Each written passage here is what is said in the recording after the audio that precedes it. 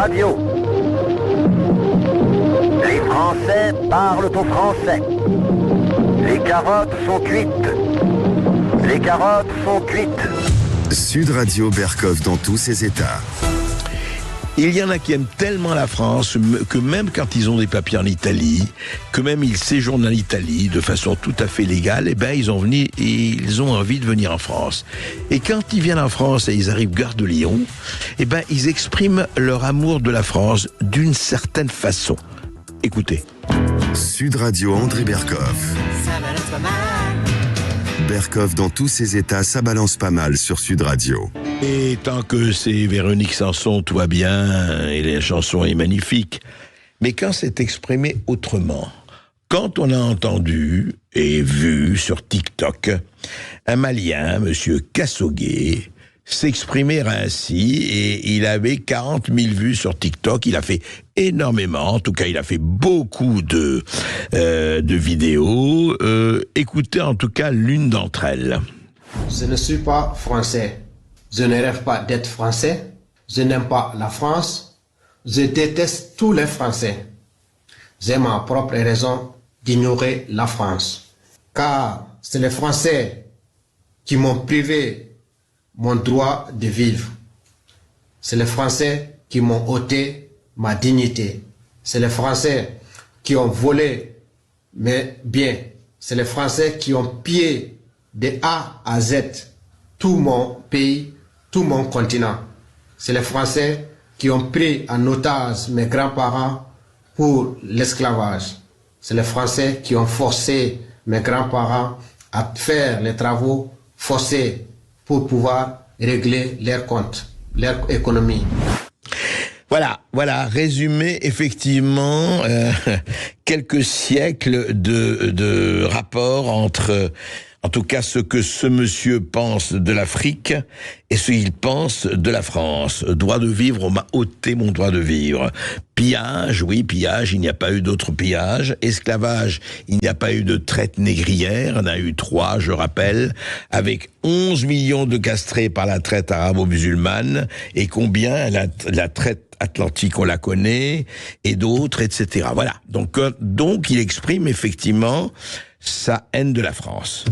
Bien, mais après, il arrive donc samedi, il est gare de Lyon, et gare de Lyon, il blesse très grièvement 3 personnes, dont une est effectivement en pronostic vital. Il a 32 ans. Il avait un titre de séjour régulier délivré en 2019 par les autorités italiennes. Il était en Italie depuis 2016. Il arrive en France et voilà. Alors on dit que effectivement il voulait vouloir tuer des gens, mais pas de motivation religieuse, pas de motivation jusqu'ici raciste, pas de. Alors peut-être est-ce qu'il est sous il paraît qu'il est sous antipsychotique, antiépileptique. Tout ça est encore évidemment très très très flou puisque l'enquête doit suivre sur lui, et il a été remis en garde à vue après qu'on voulait le mettre en hôpital psychiatrique. Pierre Gentillet, bonjour, vous êtes avocat. Cette histoire encore une fois, mais on peut penser à Lola, on peut penser à Mireille Halimi, on peut penser à un certain nombre de cas, hélas, et de cas et de morts et d'attentats que nous avons connus. Mais là, ici, on dirait que ça résume tout, quelque part. C'est un condensé de... Ce sujet, c'est un sujet à tiroir. C'est-à-dire qu'à la fois, on a un sujet effectivement psychiatrique, on va voir, on a un sujet potentiellement terroriste, on a un sujet migratoire, on a aussi un sujet européen, on aura peut-être l'occasion d'y revenir, mais disons que c'est un révélateur d'un nombre incroyable, et malheureusement de plus en plus régulier, de défaillances, qui sont, il faut le dire, des défaillances d'État. J'évoquais la question migratoire, c'est un sujet d'État. La question psychiatrique aussi, si tant est que ce monsieur est bien considéré comme ayant un discernement aboli au moment de l'acte. Il me semble avoir entendu encore il y a quelques mois un psychologue en parler. La psychiatrie en France, c'est dramatique. C'est dramatique. On dit c'est un parent pauvre. C'est un euphémisme. L'état de la psychiatrie en France est catastrophique. Donc voilà, tout ça, en fait, c'est un sujet à tiroir d'un certain nombre de défaillances, mais qui ne vont pas s'arranger. Mais alors, défaillance européenne, par exemple, il avait un titre légal, parlons de cela, Pierre Gentillet. Il avait un titre légal, et c'est Schengen, il peut venir en France, dans toute l'Europe. Hein, et on peut se dire que tout va bien. Vous savez, voilà. J'ai écouté le préfet, je crois qu'il est préfet, Laurent Nunez, préfet de Paris, s'exprimer après l'attentat en direct sur le lieu du drame. Et c'est intéressant d'écouter ce qu'il disait. Il disait avec un timbre de voix presque rassurant, l'air de dire moi j'ai fait mon travail. Cet homme était en situation régulière, il avait un titre de séjour, je crois un permis italien, et il est de nationalité malienne. Sous-entendu, tout va bien, quoi. Tout va bien.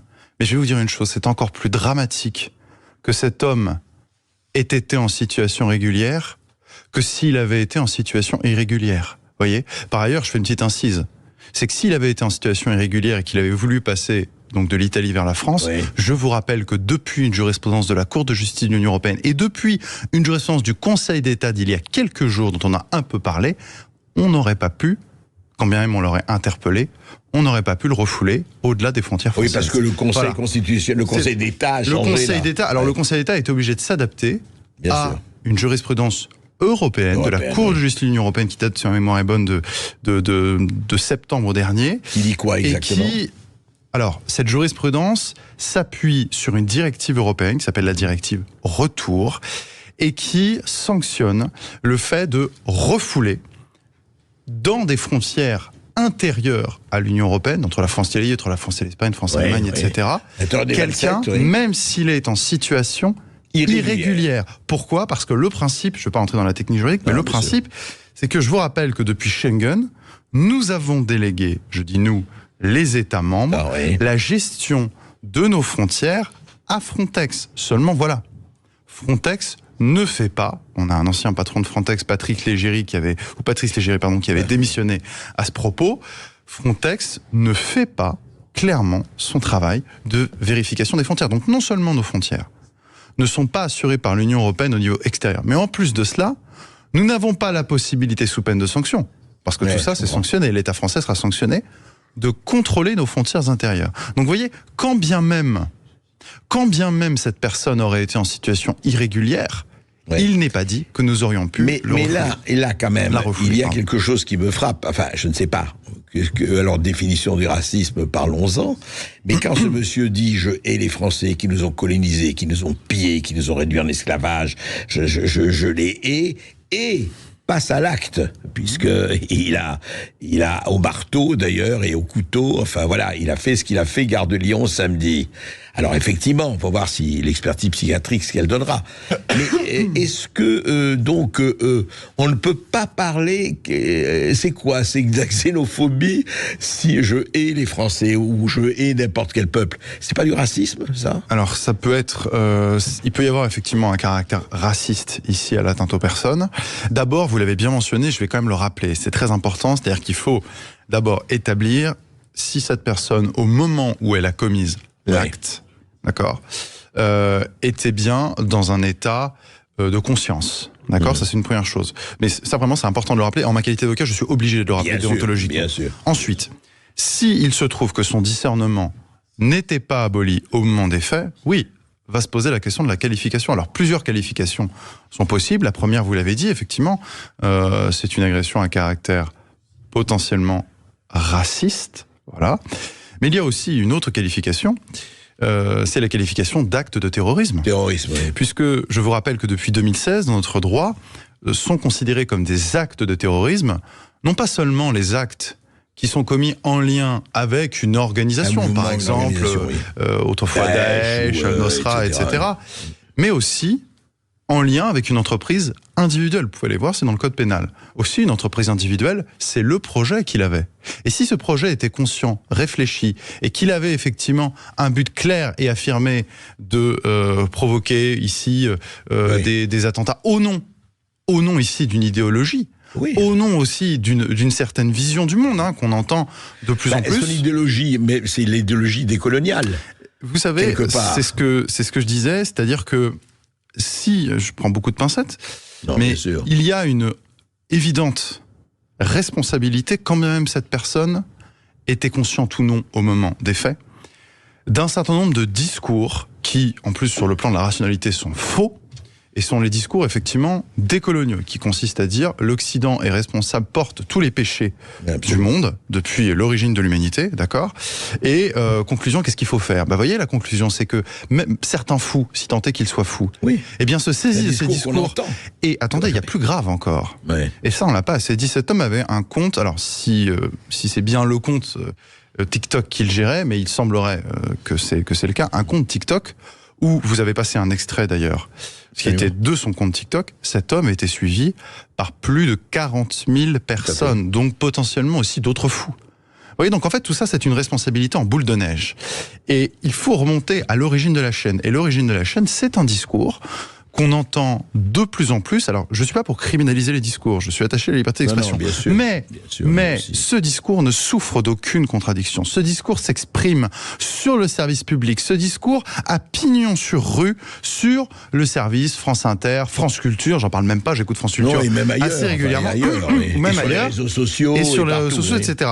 Je précise que je ne suis pas pour son interdiction, mais le problème, c'est que on ne porte que très peu la contradiction à ce type de discours qui est faux et qui, je le dis ici, vous voyez, dans l'oreille de dingue ou de gens conscients, on va voir, peuvent provoquer des drames. Des drames. C'est-à-dire que là, je l'ai dit, si cet homme n'était pas fou, alors on peut retenir la qualification, on pourra peut-être retenir la qualification d'acte terroriste au nom d'une idéologie et peut-être même un acte terroriste décolonial. Oui, parce qu'on a remarqué, vous savez, on va pas évoquer toutes les affaires Mireille Halimi, Mireille Knoll et compagnie, et ça se conclut en général, je dis pas, on ne discute pas la chose, c'est simplement, voilà, il avait des bouffées délirantes, rappelez-vous les bouffées délirantes, les déséquilibrées, au moment de l'acte, il avait, alors on va dire encore, voilà, au moment de l'acte, il avait des bouffées délirantes. Mais je vais vous dire quelque chose, André Berkoff. À la limite, moi je m'en fiche. Je vais vous dire pourquoi. Parce que l'origine de l'origine, la base de la base, c'est pour ça que j'ai commencé par ça, c'est le sujet migratoire. Nous n'avons pas vocation à accueillir tous les fous de la Terre. D'accord, c'est simple.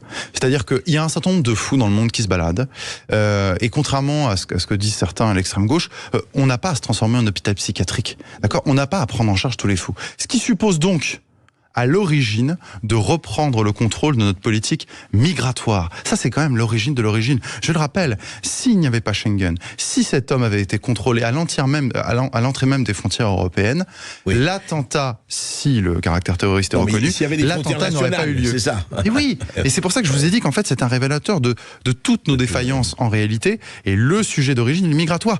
On s'est félicité presque que cet homme soit en session régulière, mais c'est un drame. Vous savez, quand on accueille chaque année entre 400 000 et 500 000 personnes par an, d'accord, je parle d'ici de séjour plus du droit d'asile, comment voulez-vous que l'on contrôle je ne parle que de l'immigration régulière, comment voulez-vous que l'on contrôle tous les profils types, profils psychologiques des gens qui entrent dans tout pays normal, on devrait faire ce genre d'examen à l'entrée aux frontières. Cela dit, Pierre Gentil, au pauvre Hector Quay, qui a aussi des fous en France, enfin français. Oui, raison de plus pour ne pas accueillir davantage. Voilà, des dangers mortels.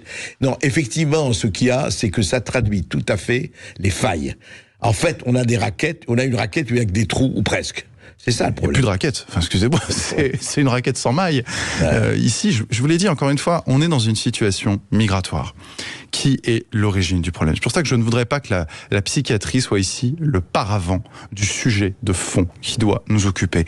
Quand bien même il y a des fous qui se baladent sur la Terre, pourquoi vont-ils tous en France ? Par ailleurs, pourquoi y a-t-il autant d'attaques au couteau en France ? Je rappelle, au moins 120 attaques au couteau par jour. Là, on en parle d'une seule. Combien d'autres ne sont pas élucidées ? Combien d'autres ne sont pas présentes dans les médias avec potentiellement des motifs terroristes ? Vous voyez ? Avec très potentiellement des gens qui ne sont pas en situation régulière. Voilà, ça c'est un sujet de fond. Ouais, et puis on a vu, enfin, quand on parle, qu'on voit quelques OQTF qui sont à la télévision, et c'est pas, ça ne me gêne pas du tout. Et la loi immigration n'y changera rien. Mais ils sont là, ils donnent leur nom, etc. Normalement, on se dit si l'OQTF, peut-être la police va l'attendre à la sortie du studio. Pas du tout. Il n'y a aucun problème. Enfin, impunité absolue, c'est intéressant, hein, pour le moins. Merci Pierre Gentil. Merci à vous, André Berkoff. Merci Pierre Gentil d'avoir été avec nous. Je rappelle que vous êtes avocat. On va marquer une courte pause sur Sud Radio et puis on revient bien sûr avec les perles, les huées, les bravos d'André Berkoff. Vous allez voir, il y a de l'eau dans le gaz, mon cher André. À tout de suite. Sud Radio Berkoff dans tous ses états, midi 14h. André Berkoff.